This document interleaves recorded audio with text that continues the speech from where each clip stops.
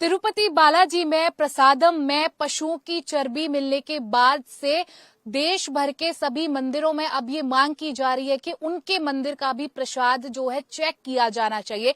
तो वहीं अयोध्या में भी जो इलायची प्रसाद में मिलती है उसको लेकर के भी एक एफआईआर दर्ज कराई गई और कहा गया है कि इसकी भी जांच की जानी चाहिए। और इस पर ज्यादा बातचीत करने के लिए हमारे साथ उत्तर प्रदेश सरकार में मंत्री ठाकुर रघुराज सिंह है। सर, ये प्रसाद को लेकर के इस वक्त जो सियासत छिड़ी हुई है, जिस तरह से पशुओं की चर्बी का प्रसाद में मिलना है, उसको लेकर के अब अयोध्या में भी कहा जा रहा है कि अयोध्या में राम मंदिर में जो प्रसाद मिलता है वो भी जांच की जानी चाहिए उसकी।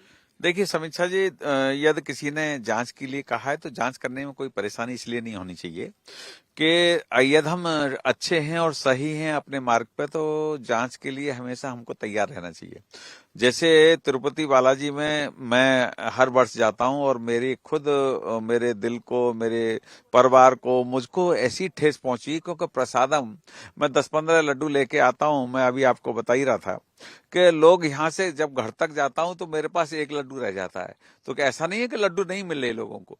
श्रद्धा भाव इतना है हमारे देश में। यही एक आस्तिक देश है विश्व का आस्तिक देश है हिंदुस्तान, जिसमें गोवर्धन परिक्रमा 25 किलोमीटर की लगाई जाती है, नंगे पैर लगाते हैं।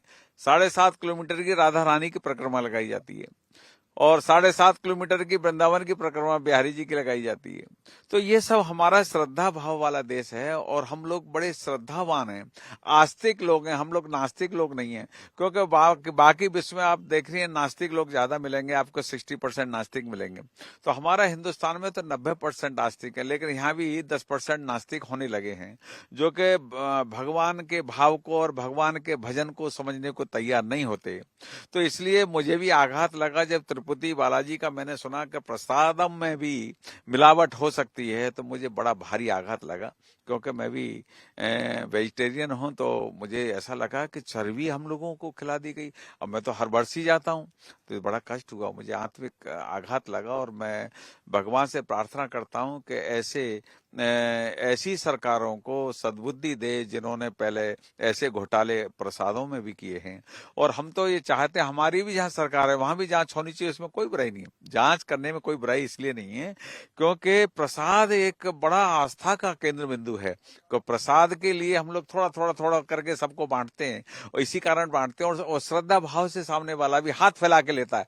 ऐसे नहीं तो आपके यहाँ हम भोजन भी करने जाएंगे तो ऐसे हाथ नहीं फैलाएंगे, कहेंगे भोजन करा दीजिए, सीधे स्वभाव से कहेंगे। लेकिन प्रसाद के लिए वो दोनों हाथ फैलाता है कि लाइए साहब प्रसाद दे दीजिए। तो कितना आस्था का विषय है हमारा देश में।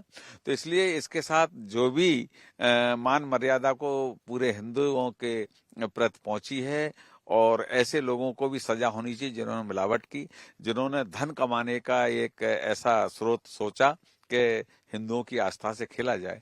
तो ऐसे लोगों को भी सजा होनी चाहिए, फांसी होनी चाहिए। सर, अफजल अंसारी ने एक बयान दिया है, उसमें उन्होंने कहा है कि जो गांजा है उसको भांग की तरह उत्तर प्रदेश सरकार को लाइसेंस दे देना चाहिए, क्योंकि चाहे कुंभ हो या फिर लखनऊ हो, बड़े बड़े लोग जो है गांजे का सेवन करते हैं।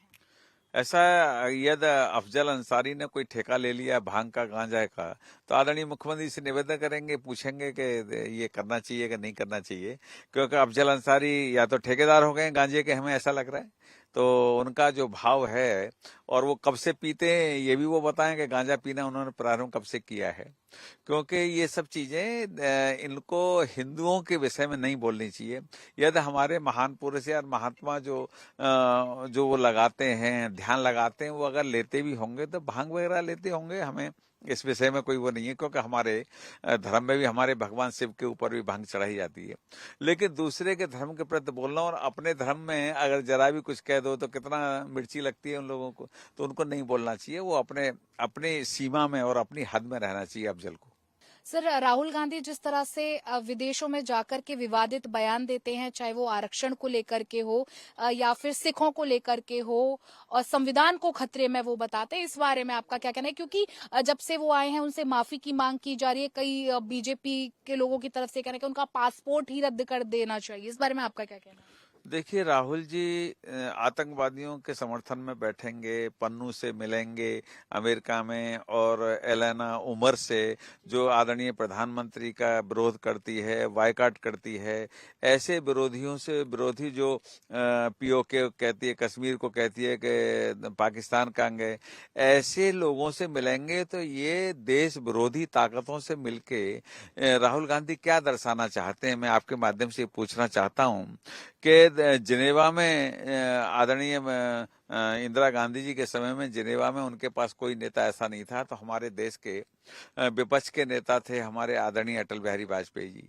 और वहां पर उन्होंने आदरणीय अटल बिहारी वाजपेयी जी ने ये कहा था कि हमारी इंदिरा गांधी दुर्गा का रूप है, क्योंकि विपक्ष के नेता को भी बाहर जाके अपनी सरकार की, अपने देश की तारीफ करनी चाहिए, न कि घटाई करनी चाहिए।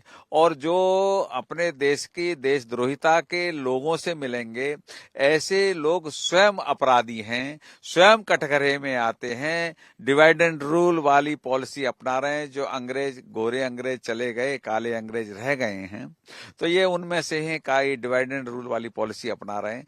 हिंदुस्तान को टुकड़े टुकड़े गैंग वालों के साथ भी ये लोग जाते हैं, तो ये देशद्रोहिता के कानून में आता है। और हमारे एक सांसद जी ने मांग भी की है आदरणीय बिरला जी से कि इनका पासपोर्ट रद्द करना चाहिए, क्योंकि बाहर जाके देश की घटाई करना, देश की बुराई करना, जिस देश का खाओगे, जिस मैं आपके समीक्षा जी आपके घर भोजन करके आऊं, बेशक नमक ना हो या मिर्च ना हो, लेकिन मैं बाहर आके मुझे ये कहना जी समीक्षा जी ने बहुत अच्छा सुंदर भोजन कराया, ये तो मानवीयता है, ये भारतीय परंपरा है।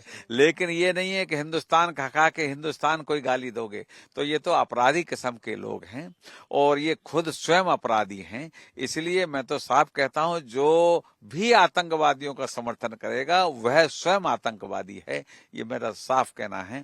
और ऐसे लोगों को ईश्वर भी माफ नहीं करेगा। इसलिए वो प्रधानमंत्री का जो सपना संजोए बैठे हैं, मुंगेरी लाल के हसीन सपने हैं, वो कभी इस देश के प्रधानमंत्री नहीं बन पाएंगे।